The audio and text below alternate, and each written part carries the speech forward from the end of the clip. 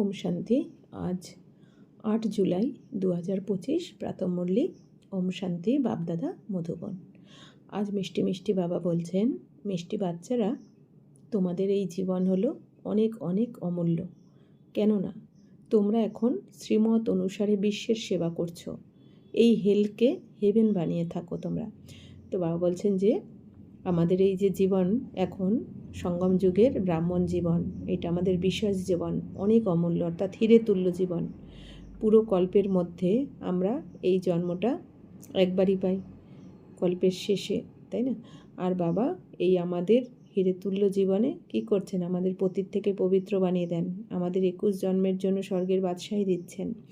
আর শুধু 21 জন্মই নয়, পুরো 84 জন্মের কিন্তু ভাগ্য আমরা একমাত্র এখন বানাতে পারি, তাই না? সম্পূর্ণ কল্পের জন্য আমাদের এই এখনই পড়াশোনা করে আমাদের তৈরি হয়ে যেতে হয়, বা আমরা এই সময়টা কাজে লাগিয়ে পুরো 84 জন্মকে অনেক অমূল্য বানাতে পারি। তো বাবা কি বলছেন যে এই সময় আমরা শ্রীমত অনুযায়ী বিশ্বের সেবা করছি। তো বিশ্বের সেবা করা, বিশ্ব কল্যাণকারী আত্মা, বিশ্ব সেবাধারী আত্মা আমাদের টাইটেল দিয়েছেন বাবা। তো এই উঁচুর থেকে উঁচু সেবা তো সবাই করতে পারবে না। বাবা বলছেন কি, এই দুনিয়া যেটা করে সেটা কিন্তু আমরা করতে পারি না, এখন করি না। আর যেটা আমরা করি সেটা কিন্তু এই দুনিয়ার কেউ করতে পারে না। তো এই জন্য বাবা বলছেন কি, কত শ্রেষ্ঠ কর্ম এটা, বিশ্বের সেবা, তাও আবার আত্মিক সেবা, অলৌকিক সেবা। তো বাবা বলছেন এখন আমরা কি করি না, এই নরককে আমরা স্বর্গে পরিণত করে দিচ্ছি বাবা শ্রীমতে চলে। এই জন্য বাবা বলছেন কি, নরককে স্বর্গে পরিণত করা, এর থেকে তো শ্রেষ্ঠ কর্ম এই দুনিয়াতে আর কিছু হতে পারে না। আর এই শ্রেষ্ঠ কর্মের জন্য বাবা আমাদেরকে নিমিত্ত করেছেন, তাই না? এত কোটি কোটি আত্মার মধ্যে বাবার নজর আমাদের ওপর পড়েছে, তাহলে আমরা কত ভাগ্যবান, আমাদের জীবনটা এখন কত অমূল্য। আচ্ছা, প্রশ্ন, খুশি উধাও হয়ে যাওয়ার কারণ কি এবং এর নিবারণ কি? তো খুশি কেন উধাও হয়, এটা কারণটা কি? তো উত্তর হচ্ছে, খুশি উধাও হয়ে যায় এক হচ্ছে দেহ অভিমানে আসার কারণে। তো বাবা বলছেন খুশি কেন থাকে না যখন আমরা দেহ অভিমানে আসি, অর্থাৎ দেহের অহংকারে চলে আসি। আমাদের পদ, পজিশান বা সৌন্দর্য, আমাদের ব্যাংক ব্যালেন্স, টাকা পয়সা, বাড়ি গাড়ি, যা কিছু পদ পজিশান, তো বাবা বলছেন তখন কি হয়, আমরা খুশি উধাও হয়ে যায়। কারণ দেহ অভিমানে আসলেই কি হয়, যদি ইচ্ছা জাগে, আর ইচ্ছা যদি পূর্ণ না হয় তখন কি হয়, ক্রোধ আসে, তাই না? ইচ্ছা আমাদের আচ্ছা হতে দেয় না। তো বাবা বলছেন কি, যে এই দেহ অভিমানের জন্যই কিন্তু, দেহ অভিমান মানেই হচ্ছে তার মধ্যে 5 বিকার প্রবেশ করে রয়েছে। তো এই জন্য বাবা বলছেন খুশি থাকে না। তো 5 বিকার মানে কি? 5 ভূত। 2 হচ্ছে অন্তরে কোনো শঙ্কা যদি উদ্ভব হয় তাহলেও খুশি উধাও হয়ে যায়। সেই জন্য বাবা রায় দিচ্ছেন যে যখনই কোনো শঙ্কা উৎপন্ন হবে সাথে সাথে বাবাকে জিজ্ঞেস করো। দেহি অভিমানী হয়ে থাকার অভ্যাস করলে সর্বদাই খুশি থাকবে। তো বাবা বলছেন আর 2 হচ্ছে তোমাদের যখন কোনো ভয়ের উদ্ভব হয় তখন খুশি চলে যায়। ভয় কখন হয়? কোনো আমাদের মানসিক বা শারীরিক অথবা আর্থিক বা সামাজিক কোনো না কোনোভাবে পরিস্থিতি আসলেই কি হয়, আমাদের ভয় হতে থাকে। আবার অনেক সময় হয়তো কারো কোনো রোগ ব্যাধি হয়েছে বা অন্য কারো অ্যাক্সিডেন্ট হয়েছে, আমরা আগে থেকেই কী ভাবতে থাকি, আমাদের হবে না তো, আমার ফ্যামিলির কারো হবে না তো, ওর ওই রোগটা হয়েছে আমার হয়ে যাবে না তো, ওর বাড়িতে অ্যাক্সিডেন্ট হয়েছে আমারও হয়ে যাবে না তো, ওর বাড়িতে চুরি হয়েছে আমারও হয়ে যাবে না তো। তো এরম একটা অজ্ঞাত ভয় বা ফালতু চিন্তা, যার জন্য কি হয়, আমাদের খুশি উধাও হয়ে যায় কোনো না কোনো কারণে। তো বাবা বলছেন যে তো এই জন্য যখনই কোনো ভয় উৎপন্ন হবে তোমাদের, বা মৃত্যু ভয়টা তো সবার রয়েছে এখন, তো বাবা বলছেন কি যখনই কোনো ভয় উৎপন্ন হবে সঙ্গে সঙ্গে বাবাকে জিজ্ঞাসা করো, তাহলে বাবা কিছু না কিছু অবশ্যই তোমাকে পথ দেখাবেন। বাবা বলেছেন কি কিছু না কিছু তোমাকে টাচিং করাবে, কাউকে না কাউকে নিমিত্ত করে বাবা কিন্তু উত্তর দেবে। তো বাবা বলছেন তোমরা আত্ম অভিমানী হয়ে থাকার অভ্যাস করো, তাহলে সব সময় খুশি থাকবে। দেহ অভিমানে আসলে কি হয়, অনেক সময় আমরা কারোর সম্বন্ধে যখন কিছু ভাবি, যদি দেহকে দেখি তো তার মুখ দেখলেই আমাদের কি হয়, তার অবগুণের কথাটা মনে পড়ে যায়। আমাকে এই সময় এরকম বলেছিল, আমার সাথে এরকম ব্যবহার করেছিল। দেহকে দেখলেই কিন্তু তার অবগুণ, আমার সাথে কি খারাপ করেছিল কখনো না কখনো সেইটা মনে পড়ে। আর কি হয়, আমাদের মনের মধ্যে তার সম্বন্ধে রাগ এসে যায়, বা কোনো সময় শঙ্কাও হতে পারে। আর যদি আমরা আত্মাকে দেখি তাহলে কি মনে হবে, আত্মাকে যদি দেখি, দেহকে যদি না দেখি, তাহলে যদি সে কোনো পার্ট খারাপ করেও থাকে আমাদের সাথে, তো আত্মাকে দেখলে কি মনে করব যে এই আত্মার ওইটা পার্ট ছিল, তাই না? তো ড্রামার পার্ট ছিল। তো বাবা বলছেন কি তখন আমরা সহজে তাকে ক্ষমা করতে পারি, আর আমাদের খুশিও গায়েব হয় না। এই জন্য বাবা বলছে আত্ম অভিমানী হয়ে থাকার অভ্যাস করো, নিজেকেও আত্মা মনে করো, অন্যদেরকেও আত্মা মনে করো। ওম শান্তি। উচ্চ থেকেও উচ্চ ভগবান, আর তারপর ভগবানুবাজ বাচ্চাদের সামনে। তো উঁচুর থেকে উঁচু ভগবানকে আমাদের শিব বাবা, তাই না? আর বাবা আমাদের সামনেই তো বাবার এই যে মহাবাক্য আমাদেরকে শোনাচ্ছেন, আমি তোমাদেরকে উচ্চ থেকে উচ্চ বানিয়ে দিই। তো উঁচুর থেকে উঁচু বাবা বাচ্চাদেরকে সে সব থেকে উঁচুর থেকে উঁচু বানিয়ে দেন, দেবী দেবতা, মানুষ থেকে দেবী দেবতা। তো তাই বাচ্চারা তোমাদের কত খুশি হওয়া উচিত। তোমরা বুঝতে পারো যে বাবা আমাদেরকে সমগ্র বিশ্বের মালিক বানিয়ে দেন। দুনিয়ার মানুষ বলে পরমপিতা পরমাত্মা হলেন সর্বোচ্চ, কিন্তু বাবা স্বয়ং বলছেন আমি তো বিশ্বের মালিক হই না। তো বাবা বলছেন কি এখন আমরা তো জেনে গেছি, তাই না? বাবা আমাদের এসে সমগ্র বিশ্বের মালিক বানিয়ে দিচ্ছেন। এখন যেমন কি আমার জল ভাগ হয়ে গেছে দেশের মধ্যে, এই এতটা আকাশ আমাদের, এতটা জল, এই জল আমাদের। কিন্তু আমরা যখন বিশ্বের মালিক হব তখন কি আকাশ, জল সব কিছুই, পুরো দুনিয়াই আমাদের, তাই না? আচ্ছা, তো বাবা বলছেন দুনিয়ার মানুষ কি বলছে না পরমপিতা পরমাত্মা তো সর্বোচ্চ, সবার থেকে উঁচুর থেকে উঁচুতে, কিন্তু বাবা আমাদের কি বলছেন যে বাচ্চারা আমি তো বিশ্বের মালিক হই না। তো বাবা কি বলেন যে বাচ্চারা তোমরা তো আমার থেকে উঁচুর থেকে উঁচু। এটা বাবার ভালোবাসা আমাদের প্রতি। না হলে উঁচুর থেকে উঁচু তো বাবাই, ভগবানই, কিন্তু বাবা আমাদেরকে এতটা স্নেহ ভালোবাসা দিয়ে ভরপুর করে দেন যে সবসময় বাবা কি বলেন আমার বাচ্চারা আমার থেকে ওপরে। কেন? কারণ বাবা বলছেন কি বাবা তো শুধু 3 লোকের মালিক হন, আর বাবা বলেন যে আমি তো বিশ্বের মালিক হই না, আমি খালি 3 লোকের মালিক, আর তোমরা বাচ্চারা এখন 3 লোকেরও মালিক আবার বিশ্বেরও মালিক হচ্ছ। এই জন্য বাবা আমাদেরকে বলেন তোমরা বাবার থেকেও উঁচু। বাবা বোঝাচ্ছেন যে কোনো বিষয় যদি বুঝতে অসুবিধা হয় তবে জিজ্ঞাসা করো। দুনিয়ার মানুষ তো কিছুই জানে না বৈকুণ্ঠ কেমন আর এই দুনিয়ার অবস্থা কেমন। যত বড় নবাব বাদশাহী হোক কিংবা আমেরিকায় যত বড় ধনী ব্যক্তি হোক না কেন, লক্ষ্মীনারায়ণের মতো কখনোই হবে না। তো বাবা বলছেন এই দুনিয়া তো বৈকুণ্ঠের সম্বন্ধে কিছুই জানে না, কিন্তু স্বর্গে যাওয়ার আশা তো রাখে, বৈকুণ্ঠে যাওয়ার আশা তো রাখে, কিন্তু তার অবস্থা কেমন, ওখানে যেতে হলে কি করতে হয় বা ভগবানের শ্রীমতে চলতে হয়, তো এইসব এত কিছু তো জানেই না। তো বাবা বলছেন কি এই দুনিয়াতে যত বড়ই নবাব বাদশাহ হোক না কেন, আমেরিকাতে যত বড়ই ধনী ব্যক্তি হোক না কেন, কিন্তু লক্ষ্মীনারায়ণের কাছে কিন্তু তারা কিছুই না। তাই বলছেন যে বাবা ওরা হোয়াইট হাউস ইত্যাদি বানায়, কিন্তু ওখানে স্বর্গে তো রত্নখচিত গোল্ডেন হাউস বানানো হবে। তো এই দুনিয়াতে যে যতই ধনী হোক না কেন বা হোয়াইট হাউস ইত্যাদি যাই বানাক না কেন, কিন্তু রত্নখচিত গোল্ডেন হাউস তো ওখানে সবার থাকবে। স্বর্গে রাজা প্রজা সবারই সোনার মহল থাকবে। তো বাবা বলছেন যে তোমরাই হিরো হিরোইনের পার্ট প্লে করো। তো বাবা বলছেন ওই দুনিয়াকে তো সুখধাম বলা হয় স্বর্গকে, আর আমরা সবাই হিরো হিরোইনের পার্ট প্লে করছি, কারণ আমরা অলরাউন্ড পার্ট পেয়েছি প্রথম থেকে শেষ অবধি। আর হিরো হিরোইন অর্থাৎ কি মেন পার্ট আমরা করছি। তোমরা হিরে তুল্য হয়ে যাও, সেটা ছিল স্বর্ণযুগ। বাবা বলছেন এখন আমরা বাবার কাছে হিরে তুল্য হচ্ছি, এখন এরপরে স্বর্ণযুগে চলে যাব অর্থাৎ সত্যযুগে। এখন এটা হলো লৌহযুগ। বাবা বলছেন তোমরা কতই না ভাগ্যবান, আর এটা তো এখন লৌহযুগ, এই জন্য কালো দেখানো হয় লোহার মতন, অর্থাৎ কি কলিযুগ বা দুগ্ধাম। তো বাবা বলছেন তোমরা কত ভাগ্যবান, ভগবান নিজে বসে থেকে বোঝাচ্ছেন, তাই তোমাদের কত খুশি থাকা উচিত। তো বাবা বলছেন যাকে নাকি পুরো দুনিয়া খুঁজছে, যাকে নাকি পাওয়ার জন্য এখনও তপস্বীরা গুহাতে বসে তপস্যা করছে, হিমালয়তে বসে তপস্যা করছে, আর সেই ভগবানকে তো আমরা পেয়ে গেছি, বাবার কাছে বসে আমরা পড়াশোনা করছি, বাবার হৃদয় সিংহাসনে আমরা বসে রয়েছি। তো বাবা বলছেন তোমাদের কত খুশিতে থাকা উচিত, তোমাদের এই পড়াশোনা তো নতুন দুনিয়ার জন্য। তো এই পড়াশোনা আমরা এখন কিসের জন্য করছি? এই দুনিয়াতে পড়ছি, এই দুনিয়াতে, কিন্তু ফল পাবো আমরা নতুন দুনিয়াতে, যেহেতু এই দুনিয়া এখন বিনাশ হয়ে যাবে। তো বাবা বলছেন পুরো দুনিয়া এখনও খুঁজছে, আর তোমরা তার যাকে খুঁজছে তোমরা তার কাছে এখন বসে পড়াশোনা করছো। তো তোমাদের এই জীবন অতি অমূল্য, এই জন্য বারবার মনে রাখা উচিত আমাদের এই সময় এই জীবন অতি অমূল্য। এই জন্যই গায়ন আছে না, মনুষ্য জীবন অতি দুর্লভ। তো কোন মনুষ্য জীবনে যে এখনকার সঙ্গমের এই জীবনটা অনেক অমূল্য আমাদের, কারণ তোমরা এখন বিশ্বের সেবা করছো। আর বিশ্বের সেবা তো এই একটা সময়ই হয় যখন নাকি নরক থেকে স্বর্গে পরিণত হয়ে যায় নরক, পুরানো দুনিয়া সমাপ্ত হয়ে নতুন দুনিয়ার স্থাপনা হয়।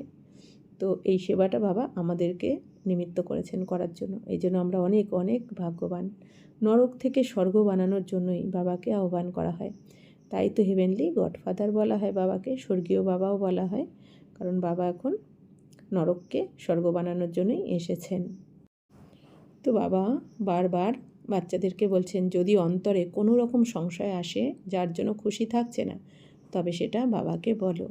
বাবা নিজে বসে থেকে পড়াচ্ছেন। তো বাবা সবসময় আমাদের কি যুক্তি বলেন, কি রায় দেন, যে বাচ্চারা তোমাদের যা কিছু সংশয় আগে বাবাকে বলো, এই দুনিয়ার কাউকে বলো না, কারণ এই দুনিয়াতে কাউকে বলে তো লাভ হবে না কিছু।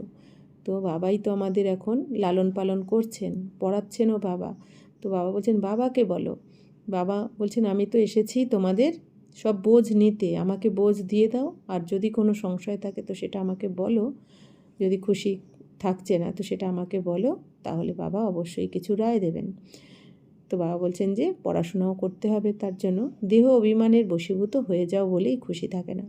তো বাবা বলছেন তোমাদের খুশি না থাকার কারণটা কি, কারণ তোমরা দেহ অভিমানে বারবার চলে আসো, আর দেহ অভিমানে আসলে কি হয়, দোষ দেখতে থাকি কে কি করলো। আর দেহ অভিমান মানে কি, দেহকে দেখতে থাকি, আর দেহকে দেখা মানেই পূর্বে যারাই আমাদের সাথে কোনো না কোনো খারাপ ব্যবহার করেছে বা কিছু সমস্যা হয়েছে, সেইটাই অবগুণটাই তার মনে পড়ে। আর মনের মধ্যে অবগুণটা দেখলেই কি হয়, মন বুদ্ধি তখন বিচলিত হয়ে যায়, তাদের ক্ষমা করতে পারি না, তখন আমাদের মন দুঃখী হয়ে যায়। তো এই জন্য বাবা বলছেন খুশি থাকে না তোমাদের, কিন্তু অবশ্যই খুশিতে থাকা উচিত। কিন্তু বাবা বলছেন তোমাদের তো খুশিতে থাকা উচিত, ভগবানকে পেয়েছো, নিজেকে জেনেছো, পরমাত্মাকে জেনেছো, সৃষ্টি চক্রকে জেনেছো, ড্রামাকে জেনেছো, এই জন্য খুশিতে থাকা উচিত। তো খুশি না থাকার একটাই কারণ হচ্ছে দেহাভিমান। যত আমরা নিজেকে আত্মা ভাববো, আত্মা ভাববো, আত্মাকে, পরমাত্মাকে আর ড্রামাকে যদি আমরা বুঝে যাই, ব্যাস। তো বাবা বলছেন কি, তো সবার পাঠকেও আমরা বুঝে যাব যে এটা একটা নাটক চলছে বা অভিনয়, সব সত্য কিছু নয়, অভিনয়। তো বাবা তো কেবল ব্রহ্মাণ্ডের মালিক, আর তোমরা বিশ্বের মালিক হয়ে যাও। যদিও বাবাকে ক্রিয়েটার বলা হয়, কিন্তু তার মানে এটা নয় যে সব কিছু প্রলয় হয়ে যায় এবং তারপর পুনরায় নতুন দুনিয়া রচনা করেন। তো বাবা বলছেন বাবা তো রচয়িতা, কিন্তু বাবা কি রচনা করেন, স্বর্গের রচনা করেন। তো বাবা বলছেন যে বাকি সৃষ্টিচক্র তো, বাবা বলছেন এই সৃষ্টি তো অনাদি, চলতেই থাকে, কিন্তু এই সৃষ্টিচক্রের মধ্যে বাবার কি পাঠ রয়েছে, স্বর্গের স্থাপনা বা রচনা করা, এই জন্য বাবাকে রচয়িতা বলা হয়। তো বাবা বলছেন যে বাবা কেবল পুরাতনকে নতুন বানান, তাই না, পুরানো দুনিয়াকে বাবা এখন এসে নতুন বানাচ্ছেন, এইটা বাবার পাঠ। পুরাতন দুনিয়ার বিনাশ করাই, আর পুরনো দুনিয়ার বিনাশ করিয়ে দেন, সব ধর্মের বিনাশ হয়ে যায়।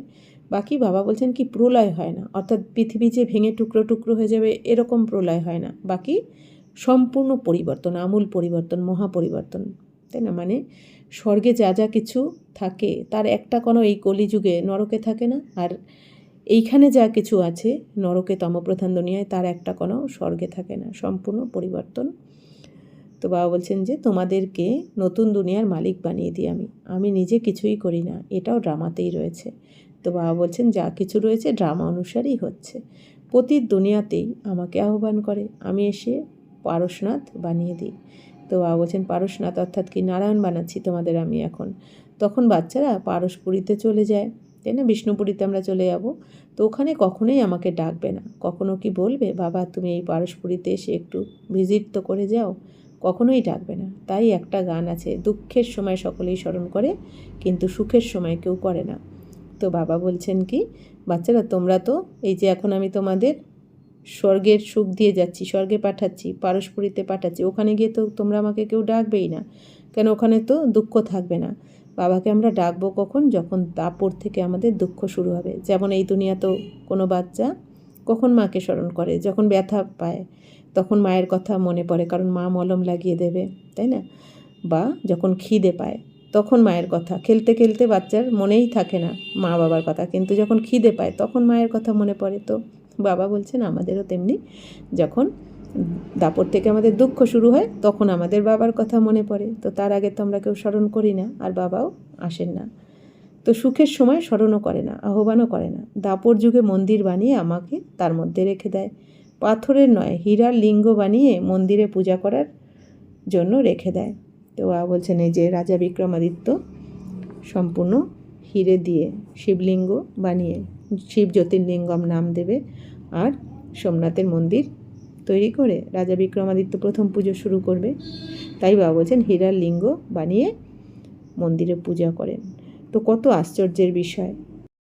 তো বাবা বলছেন ভালোভাবে কান খুলে শোনা উচিত। বাবা যে শ্রীমত দিচ্ছেন কানকেও পবিত্র করতে হবে, পিউরিটি ফার্স্ট। তো বলা হয় বাঘিনীর দুধ কেবল সোনার পাত্রেই রাখা যায়। এক্ষেত্রেও যত বেশি পবিত্রতা থাকবে তত ভালো ধারণ করতে পারবে। তো বাবা বলছেন কি বাঘিনীর দুধ বলা হয় যে সোনার পাত্রে রাখা হয়, তো আসলে কি বাঘিনীর দুধ কি পাওয়া যায়? তো তেমনি ভগবানের ওই মহাবাক্য, তাই না, কত অমূল্য। তো বাবা বলছেন এই অমূল্য জ্ঞানকে, এই বাবার অমূল্য মহাবাক্যকে আমরা কখন এই মন বুদ্ধিতে রাখতে পারবো? এই মন বুদ্ধিরূপী পাত্র আমাদের আত্মার যে মন বুদ্ধিরূপী পাত্র, এইটা যখন আমাদের পবিত্র হবে, সোনার মতন পবিত্র হবে, তখন আমরা কিন্তু এই জ্ঞানকে ধারণ করতে পারবো। তাই বাবা বলছেন যত পবিত্র থাকবে তোমরা, তত এই জ্ঞান তোমরা ধারণ করতে পারবে। কারণ কি মন বুদ্ধি তো নোংরা, আর এই নোংরা জায়গায় তো বাবার এই জ্ঞানকে, উঁচুর থেকে উঁচু জ্ঞানকে তো রাখা যাবে না। এই জন্য বাবা বলেন পবিত্র থাকো সবসময়। বাবা বলেন, বাবা বলছেন কামবিকার সবথেকে বড় শত্রু, একে পরাজিত করতে হবে। এটাই তোমাদের শেষ জন্ম। কারণ সত্যযুগে তো ওখানে বিকারের দ্বারা জন্মই হবে না, ওখানে তো যোগ বলের দ্বারা জন্ম হবে। তো বাবা বলছেন কি এখানে তো তোমাদের সমস্ত বিকারকে জয় করতে হবে। এর জন্য তো তোমরা জানো যে এটাই সেই মহাভারতের যুদ্ধ। প্রত্যেক কল্পে যেভাবে বিনাশ হয়েছে এই কল্পেও হুবহু সেইভাবে ড্রামা অনুসারে বিনাশ হবে। তো বাবা বলছেন এখন যে সামনে যুদ্ধ লাগতে চলেছে এটাই মহাভারতের যুদ্ধ, আর এই কল্পের শেষ। তো বাবা বলছেন প্রত্যেক কল্পে যেভাবে বিনাশ হয়েছে এই কল্পে কিন্তু হুবহু নতুন কিছুই হবে না, নাথিং নিউ। যা যা কিছু প্রত্যেক কল্পে হয় বা পূর্বকল্পে হয়েছে সেম, বাবা বলছেন হুবহু একই সব কিছু রিপিট হবে কিন্তু ড্রামা অনুসারে, আর বিনাশও হবে। অর্থাৎ আমরা প্রত্যেকে এই দুনিয়াতে পূর্বকল্পেও যেইভাবে শরীর ছেড়েছি, যেই দিন যেই সময় যেইভাবে যে কারণে আমরা শরীর ত্যাগ করেছি, এই কল্পেও আমাদের সেম হবে, হুবহু একই হবে প্রত্যেকের। তাহলে আমাদের তখন কোনো ব্যাপার নিয়ে প্রশ্ন আসা উচিত নয় মনের মধ্যে, কেন হলো, কি হলো, কেন এটা, কেন ওটা, কেন এটা নয়। তাহলে সব কিছুই যখন ড্রামা অনুসারে রিপিট হচ্ছে, তাহলে বিনাশও ড্রামা অনুসারে কিন্তু হবে, সম্পূর্ণ হুবহু বাবা বলছেন রিপিট হবে। তাহলে আমাদের কিন্তু কোনো ব্যাপারেই টেনশন চিন্তা আসা উচিত নয়। বাচ্চারা তোমাদেরকে তো পুনরায় স্বর্গে তোমাদের মহল বানাতে হবে, যেভাবে আগের কল্পে বানিয়েছিলে। তো বাবা বলছেন যে যদি নাই বিনাশ হয় তাহলে স্বর্গ আসবে কী করে? তো এই জন্য বাবা বলছেন পুনরায় তো তোমাদের আবার স্বর্গ গিয়ে মহল বানাতে হবে, যেভাবে আগের কল্পে বানিয়েছিলে। স্বর্গকে প্যারাডাইজও বলা হয়, অর্থাৎ তো পুরাণ থেকে এই প্যারাডাইজ শব্দটার উৎপত্তি। বলা হয়েছে মান সরোবরে নাকি পরীরা থাকে, তো ওখানে যে ডুব দেবে সেও পরী হয়ে যাবে। তো মান সরোবর মানে কি, এই যে এখন জ্ঞান মান সরোবর, যেখানে আমরা বসে জ্ঞান শুনছি, আর এখানে যারা জ্ঞান সাগর হচ্ছেন শিব বাবা, আর এই জ্ঞান মান সরোবরে যারা ডুব দেবে, জ্ঞান স্নান করবে, তো তারাই কি হবে, পরী হয়ে যাবে, অর্থাৎ দেবী দেবতা হয়ে যাবে। তো বাস্তবে এটা হলো জ্ঞানরূপী মান সরোবর।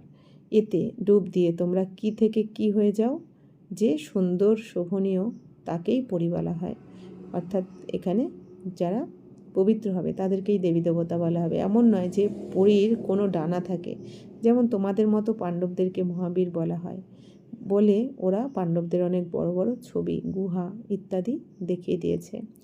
তো ভক্তিমার্গে এইভাবে কত অর্থের অপচয় করে। তো বাবা বলছেন আমি তো বাচ্চাদেরকে কত ধনী বানিয়েছিলাম, তোমরা এত সম্পত্তি নিয়ে কি করলে? ভারত অনেক ধনী ছিল। তো বাবা বলছেন কি যে বাচ্চারা আমি তো তোমাদেরকে প্রতিকল্পে এসে কত ধনী বানিয়ে দিই, তো তোমরা এত সম্পত্তি কি করলে? তো ভারত তো অনেক ধনী ছিল, ভারতকে সোনার চড়ুই পাখি বলা হয় হতো, তো এখন ভারতের কি করুণ অবস্থা হয়ে গেছে, তাই না? তো যে ভারত এক সময় 100% সলভেন্ট ছিল, অর্থাৎ সমৃদ্ধশালী ছিল, এখন সেই ভারতই 100% দেউলিয়া হয়ে গেছে। বাবা বলছেন ইনসলভেন্ট। তো বাচ্চারা এখন তোমাদেরকে অনেক প্রস্তুতি নিতে হবে, নিজের বাচ্চাদেরকে বোঝাতে হবে যে শিব বাবাকে স্মরণ করলে তুমিও কৃষ্ণের মতো হয়ে যাবে। তো বাবা বলছেন এখন আমাদের সবাইকে জাগানোর চেষ্টা করতে হবে, বোঝাতে হবে। তো কেউই জানে না কৃষ্ণ কিভাবে ওই রকম হয়েছিল। আগের জন্মে শিব বাবাকে স্মরণ করেই সে কৃষ্ণ হয়েছিল। তো কৃষ্ণ, শিব বাবার কৃষ্ণের আত্মা, শিব বাবার কাছে পুরুষার্থ করেই তো কৃষ্ণপদটা পেয়েছিল, তাই না? তো কিন্তু সেই বাচ্চার মধ্যে অসীম খুশি থাকবে যে সর্বদা অপরের সেবায় নিযুক্ত থাকবে। তো বারবার বাবা কি বলেন, সেবার দ্বারা কি দুয়া পাওয়া যায়, আশীর্বাদ পাওয়া যায়, আর যার ফলে তোমরা সবসময় খুশি থাকতে পারবে। এই জন্য দুয়া জমা করতে হবে। কি তার দুয়াটা জমা কী করে হবে? সেবা করতে হবে। বাবা বলছেন সর্বদা মন, বুদ্ধি দ্বারা বা বাণীর দ্বারা বা কর্মনার দ্বারা কোনো না কোনোভাবে আমাদের সেবায় নিযুক্ত থাকতে হবে। তো মুখ্য ধারণা হলো আচরণ যেন খুব রাজকীয় হয়, আর আমাদের আচার আচরণ, ব্যবহার রাজকীয় স্বভাবের হতে হবে, তাই না? খাদ্যাভ্যাসও যেন খুব সুন্দর হয়, কারণ আমরা কি এখন মানুষ থেকে দেবী দেবতা হতে যাচ্ছি। তো দেবী দেবতাদের মন্দিরে তো অশুদ্ধ ভোজনের ভোগ লাগানো হয় না, তাই না? তো এই জন্য বাবা বলছেন কি তোমাদেরও খাদ্যাভ্যাস খুব সুন্দর হওয়া উচিত, তাই না? আমরা এই দুনিয়াতে আমরা কি বলি যে ননভেজ না খেলে শরীর অসুস্থ হয়ে যায়, কিন্তু এখন তো ডাক্তাররাও কি বলছে যে না, এগুলো অস্বাস্থ্যকর, আর এগুলো খাওয়ার জন্যই তো রোগ ব্যাধি বেশি। এছাড়া আমরা কেউ মারা গেলে যখন যাই সেই বাড়িতে, তখন কিন্তু আমরা বাড়িতে এসে স্নান না করে, সেই কাপড় না চেঞ্জ করে কিন্তু আমরা কোনো খাবারে হাতও দিই না বা কিছু খাই না। অথচ কোনো এই মাছ মাংস, কোনো ডেড বডি যেগুলো আমরা আনছি ঘরে, সেগুলো তো ডেড বডি মেরে নিয়ে আসছি, মানে ঘরে সেই ডেড বডিটা এনে আমরা আবার রান্না করে খাচ্ছি। অর্থাৎ কি আমরা আত্মারা এই শরীরে বসে রয়েছি, আত্মারূপে কি দেবী দেবতা হতে যাচ্ছি, অথচ আমরা কি ভোগ লাগাচ্ছি। তো এগুলো আমাদের ভাবা উচিত। তো এইভাবে তো দেবী দেবতা হওয়া যায় না। তো তোমাদের কাছে যখন কেউ আসে তখন তাকে সমস্ত রকম সাহায্য করা উচিত। তো বাবা বলছেন আবার তোমাদের কাছে কেউ আসলে তাদেরকে সমস্ত রকমের তোমরা সাহায্যও করো, স্থূল এবং সূক্ষ্ম উভয়ভাবেই। তো স্থূল রূপেও যদি কাউকে সাহায্য করতে হয় সেটাও, আর সূক্ষ্ম রূপেও করতে হবে। সূক্ষ্ম রূপে অর্থাৎ মন বুদ্ধির দ্বারা তাদেরকে ভাইব্রেশনের মাধ্যমে শুভ ভাবনা শুভকামনা দিয়ে তাদেরকে সাহায্য করতে হবে। তো শারীরিক এবং আত্মিক উভয়ভাবেই সাহায্য করলে অনেক খুশি হবে। যে কেউ আসুক তাকে তোমরা সত্যিকারের সত্যনারায়ণের কাহিনী শোনাও। শাস্ত্রে তো কত কী কাহিনী লিখে দিয়েছে। বিষ্ণুর নাভি থেকে নাকি ব্রহ্মার উৎপত্তি হয়েছে, তারপর আবার ব্রহ্মার হাতে শাস্ত্র দেখানো হয়েছে। কিন্তু বিষ্ণুর নাভি থেকে ব্রহ্মার উৎপত্তি কিভাবে? কত রহস্যপূর্ণ বিষয়, অন্য কেউ এইসব বিষয় কিছুই বুঝবে না। আবার কোনো কোনো চিত্রে যেমন বিষ্ণুর নাভি থেকে ব্রহ্মার উৎপত্তি, আবার কোনো কোনো চিত্রে ব্রহ্মার নাভি থেকেও দেখানো হয় বিষ্ণুর উৎপত্তি। অর্থাৎ কি যিনি বিষ্ণু অর্থাৎ নারায়ণের পার্ট প্লে করছেন তিনিই ব্রহ্মা, আবার যিনি ব্রহ্মা তিনি নারায়ণ।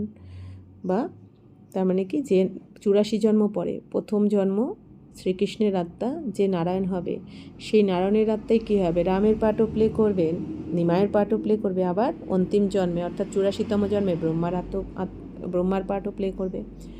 তো ব্রহ্মা থেকে বিষ্ণু হতে সময় লাগে কতদিন? 1 সেকেন্ড। আর বিষ্ণু থেকে ব্রহ্মার হতে সময় লাগে 84 জন্ম। তো বাবা বলছেন কত রহস্যপূর্ণ বিষয়, অন্য কেউ এইসব বিষয় কিছুই বুঝবে না। নাভি থেকে বের হওয়ার কোনো ব্যাপার নেই, ব্রহ্মাই বিষ্ণু এবং বিষ্ণুই ব্রহ্মা, এটাই আসলে বাবা বোঝাচ্ছেন। বাকি নাভি থেকে কি করে বের হয়? তো ব্রহ্মা থেকে বিষ্ণু হওয়ার জন্য 1 সেকেন্ড সময় লাগে। সেকেন্ডে জীবন মুক্তির গায়ন রয়েছে। বাবা দর্শন করিয়েছিলেন যে তুমি বিষ্ণুর এক রূপ হবে, তাই না? তো শিব বাবা ব্রহ্মা বাবাকে তো দর্শন করেছিলেন যে তুমি বিষ্ণু একটা রূপ অর্থাৎ নারায়ণ হবে। বিষ্ণু মানে কি লক্ষ্মী নারায়ণের কম্বাইন্ড রূপকে বলা হয় বিষ্ণু। তাহলে লক্ষ্মী আর নারায়ণ, তো বিষ্ণুর মধ্যে ব্রহ্মা কোন পার্টটা নিচ্ছেন? নারায়ণের পার্ট।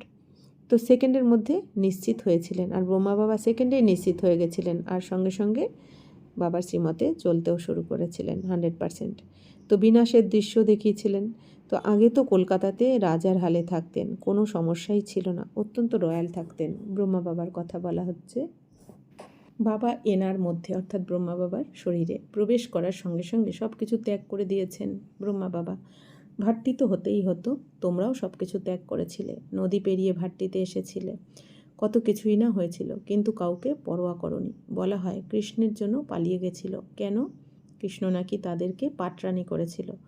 বাস্তবে ওই ভাঁড়টি তৈরি হয়েছিল তোমাদের মতো বাচ্চাদেরকে স্বর্গের মহারানী বানানোর জন্য।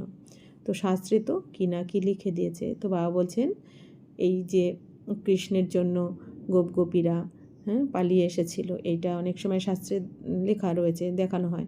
কিন্তু বাবা বলছেন আসলে তো কৃষ্ণ না দাপরে ছিল, আর না কৃষ্ণ ভগবান, তাই না? আর না ওই সময় দাপরে কেউ ভগবানের জন্য পালিয়ে এসেছে। তো আসলে সব কথা হচ্ছে এইখানকার এই সঙ্গমের, এই যে সঙ্গমে এসে শিব বাবা যখন ব্রহ্মা বাবার শরীরে প্রবেশ করে এই জ্ঞানরত্ন দিলেন সবাইকে, তখন কি হলো, আস্তে আস্তে আমাদের মতন গোপীরা, দাদি দিদিরা প্রথমে ঘর ছেড়ে তারা চলে এসেছিল পবিত্র থাকার জন্য।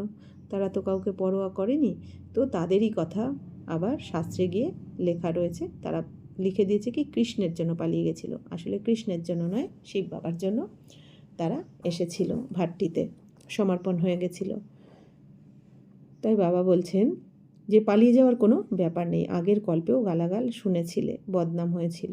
তো বাবা বলছেন তো যখন দাদি দিদিরা প্রথমে পালিয়ে এসেছিলেন, তাই না, ভাট্টিতে, তো তখন ব্রহ্মা বাবাকেও অনেক গালাগাল শুনতে হয়েছিল, অনেক নিন্দামন্দ হয়েছিল, বদনাম হয়েছিল। তো বাবা বলছেন কি এটা তো হলো একটা নাটক, যা কিছু হচ্ছে সব আগের কল্পের মতন। তো বাবা বলছেন এটা তো সত্য নয়, নাটক এটা একটা। তো আগের কল্পেও যা যা কিছু হয়েছিল এই কল্পেও হয়েছে, আর হতেও থাকবে। তোমরা এখন ভালোভাবে বুঝেছ যে আগের কল্পে যারা রাজত্ব নিয়েছিল তারা এই কল্পেও অবশ্যই আসবে। বাবা বলছেন আমিও প্রতিকল্পে এসে ভারতকে স্বর্গ বানাই। তিনি পুরো 84 জন্মের হিসাব বলেছেন। তো বাবা বলছেন কি বাবা প্রতিকল্পে এসে স্বর্গ বানান, আর এই 84 জন্মের হিসাবও বাবা আমাদেরকে এখন বলে দিয়েছেন যে সত্যযুগে আমরা 8 বার জন্ম নিই, ত্রেতাতে 12 বার, দাপরে 21 বার, কলিযুগে 42 বার, আর সঙ্গমের এই আমাদের একটা অলৌকিক জন্ম বা ঈশ্বরীয় জন্ম। তো এই 84 জন্মের হিসাব তো বাবা আমাদেরকে বলেছেন। তো বাবা বলছেন যা কিছু পূর্বকল্পে হয়েছিল তাই আবার হবে। আর যারা যারা প্রতিকল্পে এসে বাবার থেকে এই রাজত্ব নেয়, 21 জন্মের রাজত্ব পায়, তারাই এখানে আবার এসে বাবার থেকে পড়াশোনা করে রাজত্ব নেবে। অর্থাৎ প্রতিকল্পে কল্পে যারা আমরা পড়াশোনা করি বাবার কাছে তারাই পড়বে এই পড়া, অন্য কেউ কিন্তু পড়বে না, কারণ ড্রামা হুবহু রিপিট। তো বাবা বলছেন যে সত্যযুগে তোমরা অমর থাকো, কখনোই অকালে মৃত্যু হবে না। শিব বাবা কালজয়ী বানিয়ে দিচ্ছেন। তো শিব বাবা এসে এখন আমাদের কি বলেন যে তুমি শরীর নও, তুমি অমর আত্মা, তুমি অজর অমর অবিনাশী আত্মা, তাই না? তো এখন এই যে আমরা জেনে গেলাম আমরা আত্মারা অমর। 5 তত্ত্ব আমাদের আত্মাকে টাচও করতে পারে না। জল তত্ত্ব জলকে ভেজাতে পারে না আত্মাকে, তাই না? বায়ু উড়িয়ে দিতে পারে না, অগ্নি পোড়াতে পারে না আত্মাকে, বা তরোয়াল দিয়ে আত্মাকে কাটাও যায় না। আত্মা তো অমর। তো এই যে আমরা জেনে গেলাম, তো বাবা বলছেন কি সত্যযুগে তো আমাদের মৃত্যু হবে না, তখন আমাদের ওইটা ইচ্ছা মৃত্যু, অর্থাৎ আমরা সংকল্পের দ্বারা শরীর ছাড়বো 150 বছর হয়ে গেলে। তাই বাবা বলছেন ওইটা অমর লোক, ওখানে মৃত্যু শব্দটাই থাকবে না সত্যযুগে, আর কারো মৃত্যু ভয়ও থাকবে না। তো বাবা বলছেন আমি হলাম কালেরও কাল। কেন? কারণ শিব বাবা যখন আসেন এই দুনিয়াতে তখন সমস্ত আত্মাদেরকে ঘরে ফিরিয়ে নিয়ে যান, এই জন্য বাবাকে কালেরও কাল মহাকাল বলা হয়। তো অমরলোকে ভালো পথ পাওয়ার জন্য পবিত্র হতে হবে, তো এবং দিব্যগুণও ধারণ করতে হবে। তো বাবা বলছেন যদি অমরলোকে আমরা বাবার কাছে যে পড়াশোনা করছি, বাবা কি বলেন যে রোজ এসে শোনে স্বর্গে তো সেও চলে যায়, কিন্তু উঁচু পথ পাওয়ার জন্য আমাদের পুরুষার্থ করতে হবে, পবিত্র হতে হবে, দিব্যগুণও ধারণ করতে হবে। তো দিব্যগুণগুলো কি আমাদের, যেমন অন্তর্মুখতা, ধৈর্যতা, সহনশীলতা, পবিত্রতা, মধুরতা, নির্ভয়তা, এগুলো। তো প্রতিদিন নিজের চাঁদ দেখো, রাবণের জন্য তোমাদের অনেক ক্ষতি হয়ে গেছে। তো বাবা বলছেন 63 জন্ম ধরে তো রাবণ অনেক ক্ষতি করেছে তোমাদের, মানে এই 5 বিকার। এখন এই অন্তিম জন্মটা আমাদের নিজের দেখা উচিত। বাকি বাবা তো আমাদের অন্যেরকে দেখার পাঠ দেননি, আমাদের পাঠ কি এখন, যে নিজেকে আমাকে শোধরাতে হবে, নিজেকে দেখতে হবে, নিজের অবগুণের গলা কাটতে হবে। তো বাবা বলছেন এখন আমার দ্বারা তোমরা লাভবান হচ্ছ, ব্যবসায়ীরা এগুলো ভালো বুঝবে, এটা জ্ঞান রত্নের ব্যবসা। তো এখানে আমাদের জ্ঞান রত্নের ব্যবসা, তো বাবার ব্যবসা তো বাচ্চারাই দেখাশোনা করে, তাই না? তো বাবা জ্ঞান রত্ন দিচ্ছেন, আমরাও বাবার থেকে নিয়ে অন্যদেরকে দিচ্ছি, এই ব্যবসা সামলাচ্ছি। খুব কমজন ব্যবসায়ী এই ব্যবসা করতে পারে, তোমরা তো ব্যবসা করতেই এসেছো। কেউ কেউ এই জন্য বাবাকে কী বলা হয়, সদাগরও বলা হয়। কেউ কেউ ভালো করে ব্যবসা করে 21 জন্মের জন্য স্বর্গের সদা করে নেয়। কেবল 21 জন্ম নয়, তোমরা 50-60 জন্ম ধরে খুব সুখে থাকো, অর্থাৎ বাবা কি বলছেন, আমাদের সত্যতেতাতে তো সুখ থাকেই, দাপরেও কিন্তু আমাদের সুখ থাকে। আমাদের তো আসলে এই কলিযুগে এসে দুঃখ বেশি হয়, তাও আবার শেষের দিকে কলিযুগের বেশি দুঃখ। তো পদমপতি অর্থাৎ কোটি কোটিপতি থাকো। বাবা বলছেন দাপরেও আমরা কোটি কোটিপতি থাকবো। তাহলে এত শ্রেষ্ঠ ভাগ্য বাবা বানাতে এসেছেন, এরপরেও আমরা যারা ভাগ্য বানিয়ে নেব না, যারা বুঝবো না, সেই মায়ার দুনিয়াতেই বারবার ফেঁসে যাব। বাবা বলছেন কি তাদের লাস্টে কি গতি হবে, তারা পস্তানোর লাইনে দাঁড়াবে। তো দেবতাদের পায়ে পদ্মফুল দেখানো হয়, কিন্তু তার অর্থ কেউ বোঝে না। অর্থাৎ কি দেবতারা তো পবিত্র থাকে, তাই না? এই জন্য তাদের পদ্মফুল দেখানো হয়েছে। তোমরা এখন পদমপতি হচ্ছ, তাই তোমাদের খুব খুশিতে থাকতে হবে। তো বাবা বলছেন তোমরা তো এখন কোটি কোটিপতি হতে চলেছ, তাই খুশি থাকা উচিত আমাদের। তো বাবা বলছেন আমি তো খুবই সাধারণ, কত সাধারণ, তোমাদের মতো বাচ্চাদেরকে স্বর্গে নিয়ে যেতে এসেছি। তো বাবা তো কত নিরহংকারী, তাই না? এই জন্য বাবা কি বলছেন, কত সাধারণ, উঁচুর থেকে উঁচু ভগবান। আর বাবা এসে কি বলছেন, কত সাধারণ, সাধারণ শরীরে প্রবেশ করেছি। তো তোমরাই ডেকেছিলে, হে পতিত পাবন এসো, এসো আমাদেরকে পবিত্র করে দাও, সুখধামেই সকলে পবিত্র থাকবে। তো বাবা বলছেন তোমরা তো আমাকে ডেকেছো 63 জন্ম ধরে, হে পতিত পাবন এসে আমাদের পবিত্র করো, তাই আমি এসেছি বাচ্চাদেরকে পবিত্র করতে। তাহলে বাবা আমাদের জন্য এসেছেন। আমরা বাবা কি বলেন যে বাচ্চারা তোমাদের ভালোবাসা আমাকে নিচে নামিয়ে দিয়েছে, নিচে মানে নিচে নামতে আমি বাধ্য হয়েছি তোমাদের ভালোবাসার জন্য। তো বাবা আমাদের জন্য পরমধাম থেকে এখানে এসেছেন, পতিত দুনিয়াতে এসেছেন, পতিত শরীরে এসেছেন। তো আমাদেরও বাবা শ্রীমতে চলে পবিত্র হওয়া উচিত, না হলে অন্তিমে সাজা পেতে হবে। তো শান্তিধামের কোনো হিস্ট্রি জিওগ্রাফি হয় না, অর্থাৎ পরমধামের, ওটা তো আত্মাদের দুনিয়া। আর সূক্ষ্মবতনের কোনো ব্যাপারই নেই। এই সৃষ্টিচক্র কীভাবে আবর্তিত হয় সেটা এখন তোমরা জেনে গেছো। তো সূক্ষ্মবতন বাবা বলছেন কি শুধু তো সঙ্গমেই রচনা করেন বাবা, বাকি সময় তো সূক্ষ্মবতনের পাঠ থাকে না। তো সত্যযুগে লক্ষ্মীনারায়ণের সাম্রাজ্য ছিল। তো বাবা বলছেন এখানে তো সবাই থাকতে পারবে না, সবাই থাকতে চাইলে তো অনেক বড় বাড়ি বানাতে হবে, অর্থাৎ মধুবনের কথা বলছে বাবা যে মধুবনে তো এখন সবাই এসে থাকতে পারবে না। তো তোমরা একদিন দেখবে যে একটু দর্শন করার জন্য নিচ থেকে ওপর পর্যন্ত কত বড় লাইন লাগবে। অনেকে তো দর্শন করতে না পারলে গালাগালি দিতে শুরু করে, মহাত্মার দর্শন করতে চায়। এখানে বাবা তো কেবল বাচ্চাদের জন্য, বাচ্চাদেরকেই পড়াচ্ছেন। তোমরা যাদেরকে রাস্তা বলে দাও তাদের মধ্যে কেউ ভালোভাবে চলতে শুরু করে, আবার কেউ ধারণ করতে পারে না। কতজন আছে যারা কেবল শুনতে থাকে, কিন্তু বাইরে গেলে যেমন ছিল সেরকমই থেকে যায়। তো বাবা বলছেন যে বাবার কাছে এসে বসে শোনে, কিন্তু সেন্টার থেকে বেরিয়ে আবার যে কে সেই হয়ে যায়, ভুলে যায় জ্ঞানের কথা, আবার মায়ার দুনিয়ার মতন আচার ব্যবহার করতে থাকে। বাবা কত করে বোঝান, চার্ট লেখো, নয়তো খুব আফসোস করতে হবে, চার্ট রাখতে হবে যে আমি বাবাকে কতক্ষণ স্মরণ করি। তো বাবা কি বলছেন ভগবানুবাচ যে যদি চার্ট না রাখো তাহলে আফসোস করতে হবে কিন্তু। তো এই জন্য আমাদের রোজ রাতে শুতে যাওয়ার আগে বাবাকে চার্ট দেওয়া উচিত, যে অমৃতবেলা আমার সফল হয়েছে কিনা, বা আমি ট্রাফিক কন্ট্রোল করেছি কিনা, নুমাসাম যোগ করেছি কিনা, সেবা কতজনের করেছি, তন মন ধন দ্বারা সেবা করেছি কিনা, কাউকে দুঃখ দিয়েছি কিনা, এইরকম আমাদের চার্ট কিন্তু বাবাকে দেওয়া উচিত রাত্রিবেলা। তো ভারতের প্রাচীন যুগের অনেক সুখ্যাতি রয়েছে। তো ভারতের প্রাচীন যুগ কোনটা? এই রাজযোগ। আর রাজযোগ তো একমাত্র ভগবান ছাড়া কেউ শেখাতে পারে না। তো আগে তো তোমরা কিছুই জানতে না। বাবা বলছেন এটা হলো কাঁটার জঙ্গল। কারণ এই কাঁটার জঙ্গল মানে কি, কাঁটা বিঁধলে যেমন দুঃখ কষ্ট লাগে, তাই না? কষ্ট হয়। তো বাবা বলছেন কি এই দুনিয়া তো একজন আর একজনকে এমন কাঁটা দেয়, অর্থাৎ কি মুখের দ্বারা এমন কিছু কথা বলে, অপমান বা নিন্দামন্দ এমন করে যেন ওই কাঁটা দেওয়ার মতনই সবাই দুঃখ কষ্ট ভোগ করে। তাই বলছেন যে কাঁটার জঙ্গল। তো বাবা বলছেন এখন যে এইরকম মিষ্টি বাবাকে বাবা বাবা বলে ডাকে, বোঝে যে তিনি স্বর্গের রাজত্ব প্রদান করেন। কিন্তু মায়া এতই শক্তিশালী যে এত কিছু শুনে এবং অন্যকে শোনানোর পরেও ত্যাগ করে চলে যায়। তো বাবা বলছেন অনেক বাচ্চারা বাবার কাছে এত সুন্দর করে জ্ঞান শোনে, আবার অন্যকে শোনায়ও, তারপর আবার ত্যাগও করে দেয় মায়ার কারণে। বাবা বলে যখন ডেকেছো তখন বাবা মানে তো বাবাই, ভক্তিমার্গেও গান গায়। তিনি হলেন সকল পতির পতি এবং সকল গুরুর গুরু। তো বাবা বলছেন কি পতিরও পতি, অর্থাৎ লৌকিক দুনিয়াতে আমাদের যে স্বামী, তো স্বামীরও পতিকে শিব বাবা, এই জন্য বলছেন কি পতিরও পতি। আবার গুরুরও গুরু। তো এই দুনিয়াতে লৌকিক দুনিয়াতে গুরুর যে লৌকিক যে গুরু হয় আমাদের, তো সেই গুরুরও গুরুকে শিব বাবা। তো তিনি এখন আমাদের বাবা, জ্ঞানের সাগর পতিত পাবন। তোমরা বাচ্চারা বলছো বাবা আমরা প্রতিকল্পেই তোমার কাছ থেকে উত্তরাধিকার নিই, প্রতিকল্পেই তোমার সঙ্গে মিলন হয়, অর্থাৎ প্রতি কল্পে 5000 বছর পর পর আমরা আত্মারা পরমাত্মার সাথে মিলিত হই। তুমি তো অসীম জগতের পিতা, অর্থাৎ কি দুনিয়াতে যত আত্মা আছে সমস্ত আত্মার পিতাকে আমাদের শিব বাবা। তাই তোমার কাছ থেকে আমরা নিশ্চয়ই সীমাহীন উত্তরাধিকার পাবো। তো মুখ্য হলো আলফ বা বাবা।